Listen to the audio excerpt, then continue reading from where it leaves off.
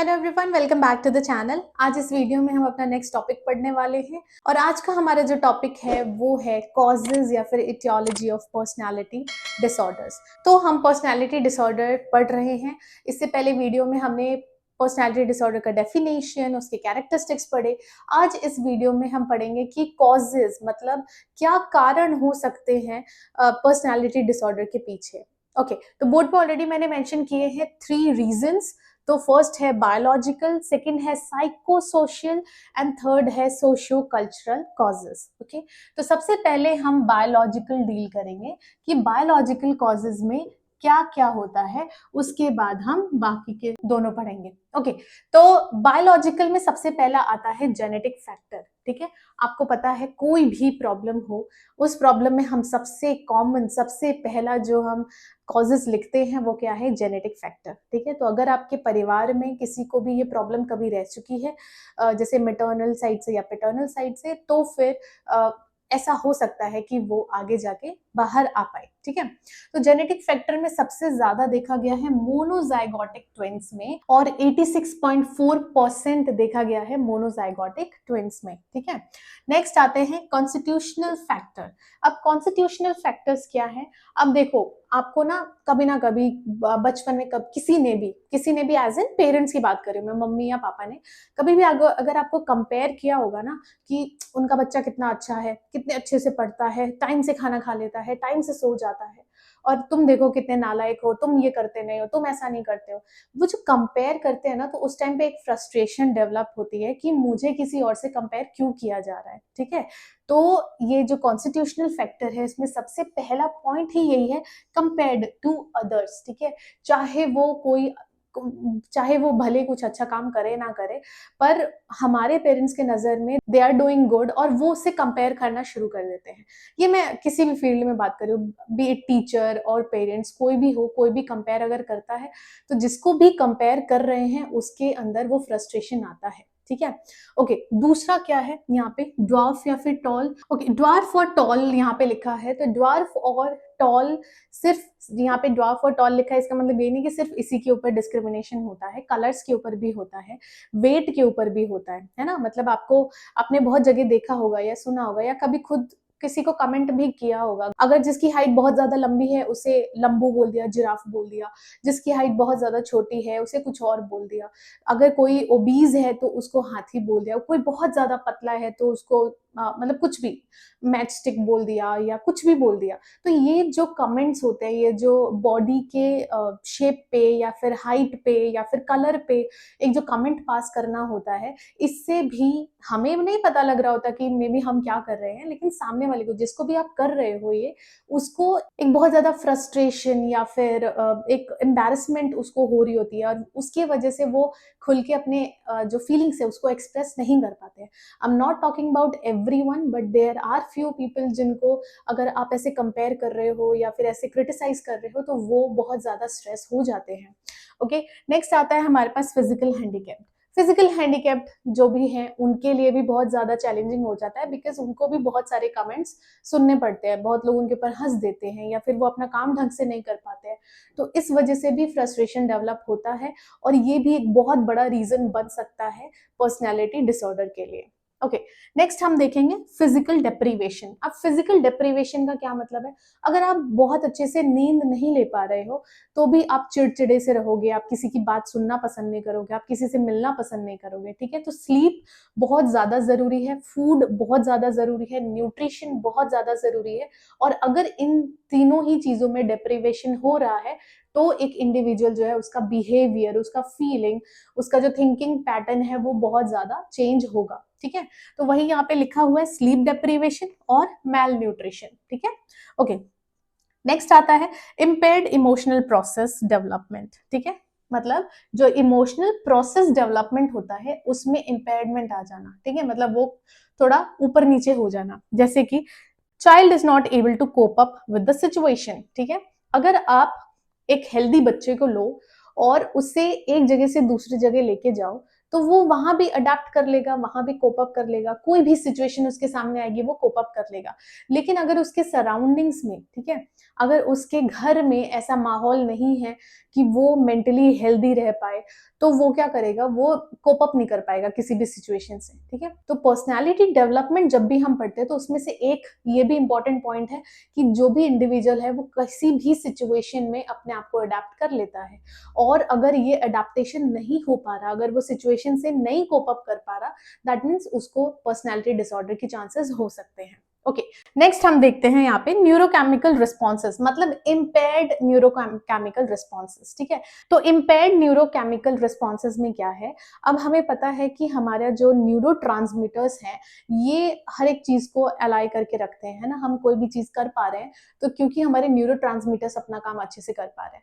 लेकिन हाँ, ऐसा देखा गया है कि कुछ न्यूरोकेमिकल्स ऐसे हैं जिनका अगर लेवल इंक्रीज हो जाए या फिर डिक्रीज हो जाए तो भी पर्सनैलिटी डेवलपमेंट या फिर मेंटल इलनेस हो सकता है।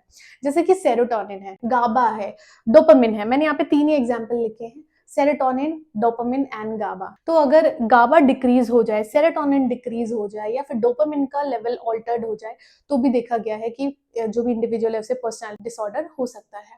ओके, नेक्स्ट आते हैं हम साइकोसोशल कॉजेस पे। साइकोसोशल कॉजेस में सबसे पहले है मेटर्नल डेप्रीवेशन। अब ये सिर्फ मेटर्नल डेप्रीवेशन यहाँ लिखा है, इसका मतलब ये नहीं कि हम सिर्फ मदर की बात कर रहे हैं, हम पेरेंट्स की बात कर रहे हैं, ठीक है। तो मेटर्नल की जगह आप पेटर्नल भी लिख सकते हो या फिर आप बोथ पेरेंट लिख सकते हो। तो सबसे पहला क्या है, पेरेंट चाइल्ड बॉन्डिंग, और दूसरा है पुअर अटैचमेंट। ओके, अब देखो, जो हमारे पेरेंट्स हैं, अगर हम उनसे अटैच नहीं होंगे तो हम कुछ भी उनसे शेयर नहीं कर पाएंगे। जब आप ग्रो हो रहे होते हो, जब एक छोटा बच्चा बड़ा हो रहा होता है तो उससे दुनिया के बारे में इतना कुछ पता नहीं है। उसकी बेस्ट और उसकी फर्स्ट टीचर होते हैं उसके पेरेंट्स। अगर पेरेंट्स से ही बॉन्डिंग अच्छी नहीं है या फिर पेरेंट्स बहुत ज्यादा अपने बच्चों से क्लोज नहीं हो रहे हैं तो बच्चे कुछ शेयर नहीं करेंगे, एंड आपको वो मौका नहीं मिलेगा कि आप अपने बच्चों को गाइड कर पाओ या फिर अपने कल्चरल वैल्यूज सिखा पाओ, मॉरल सिखा पाओ।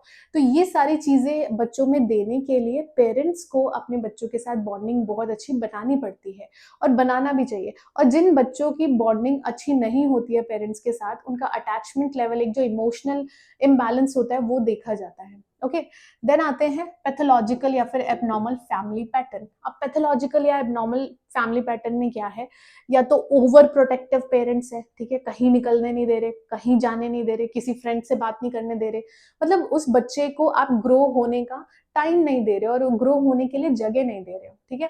अगर मैं एक प्लांट लेकर आऊं घर पे और उसको मैं छोटे से पॉट में रख दूं तो वो प्लांट अच्छे से ग्रो नहीं हो पाएगा। जैसे जैसे प्लांट ग्रो होता है, मुझे जो पॉट है, जो हमारा जो गमला होता है, उसका साइज भी बढ़ाना पड़ेगा, अदरवाइज वो अच्छे से ग्रो नहीं करेगा।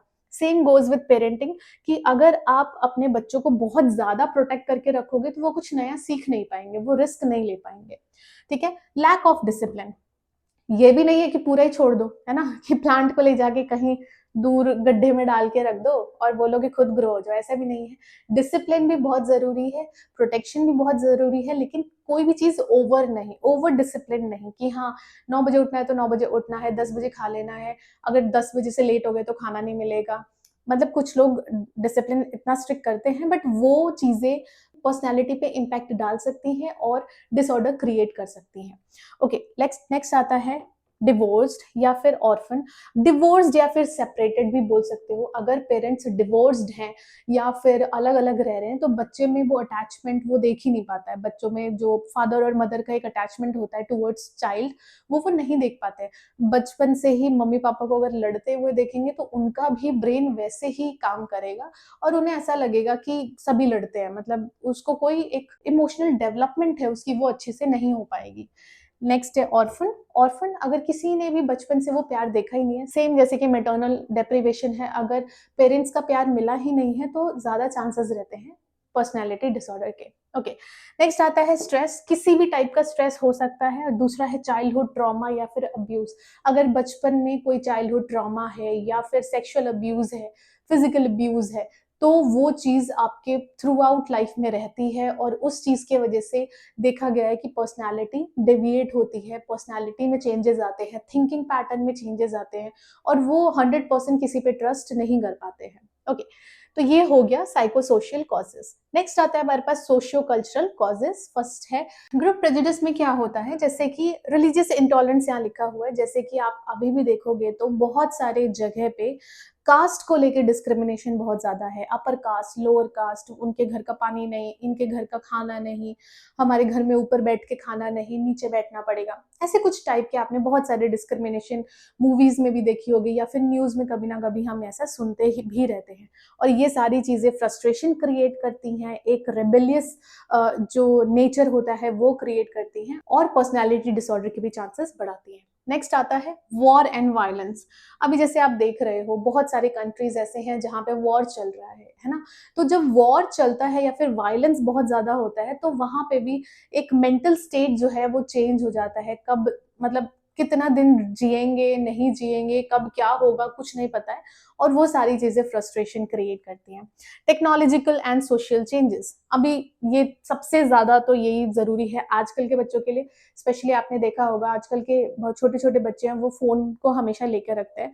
छोटे छोटे बच्चों को भी गेम खेलना आता है, और वो गेम आजकल इतने ज्यादा वायलेंट हैं कि आजकल के बच्चे बहुत ज्यादा वायलेंट होते जा रहे हैं। वो मारना शुरू कर देते हैं किसी को भी। अब वो जो मार रहे हैं उन्हें कोई सिखाता नहीं है, ना उनके पेरेंट्स सिखा रहे हैं, ना उनके टीचर सिखा रहे हैं, ना उनके फ्रेंड्स सिखा रहे हैं। वो सीखते कहाँ से हैं? वो सीखते हैं फोन से, ठीक है। आपने देखा होगा बहुत सारे रील्स ऐसे हैं जो छोटे बच्चों के लिए, और उसमें सिर्फ मार रहे हैं, ठीक है, फाइट होती रहती है। बहुत ज्यादा फाइट है, गेम्स में फाइट है। तो ये जो फाइट फाइट फाइट सिर्फ अगर बच्चे देखेंगे तो वो वही सीखेंगे, ठीक है। ओके, नेक्स्ट आता है इकोनॉमिकल प्रॉब्लम्स एंड अनएम्प्लॉयमेंट। इसमें क्या है? Financial problems. अगर पैसे नहीं है तो ऑब्वियसली अगर घर में पैसे की कमी होगी तो अगेन झगड़े बढ़ेंगे, ठीक है। बच्चों में भी फ्रस्ट्रेशन क्रिएट होगा कि मेरे फ्रेंड के पास ये डॉल है, मेरे फ्रेंड के पास ये कार है, मुझे भी ये चाहिए, मुझे ऐसा पेंसिल चाहिए, मुझे ऐसा पेन चाहिए, मुझे भी ऐसे शूज चाहिए या ये ब्रांड के शूज चाहिए। तो ये सारे प्रॉब्लम्स क्या होते हैं? अभी देखो हम ग्रुप में देख कर आए है ना, अपने फ्रेंड्स के पास देख के आए कि अरे वाह मेरे फ्रेंड्स के पास तो अच्छी अच्छी वॉचेज है। अब आके मैं अपने पापा से कंप्लेन करूँ कि मेरे फ्रेंड्स के पास, सभी के पास इतने वॉचेज अच्छे हैं और आपने मुझे तो दिया ही नहीं है, मुझे भी अच्छा वॉच चाहिए। मेरे घर पे फाइनेंशियल कंडीशन अच्छी नहीं है, तो वो क्या करेगा? वो प्रॉब्लम क्रिएट करेगा, मुझे अपने पापा पे गुस्सा आएगा कि क्यों नहीं कमाते हैं अच्छा, क्यों हम इतने गरीब है, ठीक है। तो ये फ्रस्ट्रेशन क्रिएट करते हैं, और इसकी वजह से भी पर्सनैलिटी डिसऑर्डर देखा गया है। Then peer rejection. Peer rejection as in friend में आप अगर रह रहे हो और आपके फ्रेंड्स आपके टूवर्ड्स एक रिजेक्शन शो करने लग जाए कि हम तुम्हें साथ नहीं रखेंगे, या फिर तुम्हारे से बात नहीं करेंगे, या तुम्हें हम बाइकआउट कर रहे हैं, ये सारी चीजें अगर होंगी तो भी जो भी इंडिविजुअल है उसमें पर्सनालिटी डिसऑर्डर देखा जाएगा। तो ये कुछ कॉमन कॉजेज हैं। आप इसे कॉजेज बोलो, इटियोलॉजी बोलो, या फिर रिस्क फैक्टर बोलो, तीनों ही करेक्ट है, ठीक है। आप तीनों ही जो भी क्वेश्चन आए आप उसके अकॉर्डिंग ये लिख सकते हो, और ये कुछ बेसिक रीजंस है जिसकी वजह से पर्सनालिटी डिसऑर्डर होता है, ठीक है। अब जब भी आपको एग्जाम में पूछा जाएगा, ठीक है, कि सपोज पर्सनालिटी डिसऑर्डर को आप एक्सप्लेन करो, और अगर अगर आपसे पूछ दिया गया कि आप पर्सनालिटी डिसऑर्डर को एक्सप्लेन करो, तब तो आप पूरा ही एक्सप्लेन करोगे। सपोज आपसे सिर्फ पूछ लिया कि आप मुझे क्लस्टर ए पर्सनालिटी डिसऑर्डर को एक्सप्लेन करो और उसके कॉजेज भी बताओ, तो उसके कॉजेज भी यही होंगे, ठीक है। ऐसा नहीं है कि अलग अलग है, सभी जो भी पर्सनालिटी डिसऑर्डर्स हैं उनके कॉजेज यही होते हैं, और आप इसे एग्जाम में आराम से लिख सकते हो। तो आई होप आपको ये अच्छे से समझ में आया हो, एंड आज के लिए इतना ही। अगर वीडियो अच्छी लगी तो वीडियो को लाइक करें, चैनल को सब्सक्राइब करें, और कोई भी डाउट या फिर रिकमेंडेशन है तो आप मुझे कमेंट सेक्शन में बता सकते हैं। Thank you so much for watching.